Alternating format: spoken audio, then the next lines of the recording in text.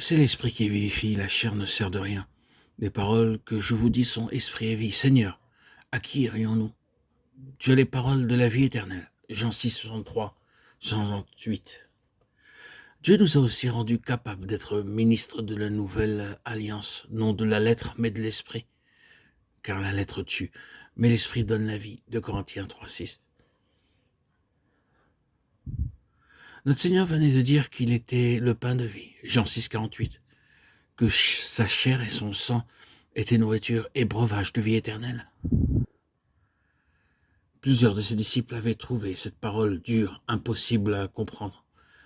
Jésus leur explique alors que ce ne serait qu'après avoir reçu le Saint-Esprit qu'ils pourraient en discerner le sens. C'est l'esprit qui vivifie, la chair ne sert de rien. Les paroles que je vous dis sont esprit et vie. C'est l'esprit qui vivifie, l'esprit donne la vie. 2 Corinthiens 3, 6.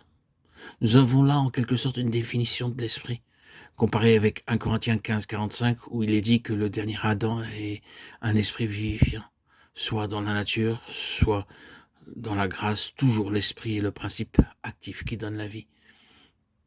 Il est de la plus grande importance de bien s'en convaincre, car son action ne se révèle au croyant qu'autant que celui-ci reconnaît en lui la vie même de son âme, et qu'il rend hommage à cette vertu divine chargée de le sceller de son sceau, de le sanctifier, de l'éclairer et de le fortifier. Ces diverses grâces ne sont que les manifestations extérieures de cette vie divine qu'il faut avant tout recevoir au-dedans de soi. C'est l'esprit qui vivifie. Notre Seigneur oppose ici la chair à l'esprit lorsqu'il ajoute aussitôt la chair ne sert de rien.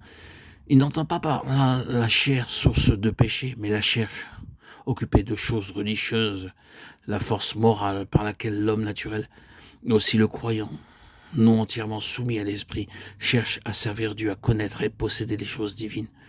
C'est dans le même sens que Paul parle de la lettre qui tue, 2 Corinthiens 3, 6. L'économie de la foi était l'économie de la lettre et de la chair.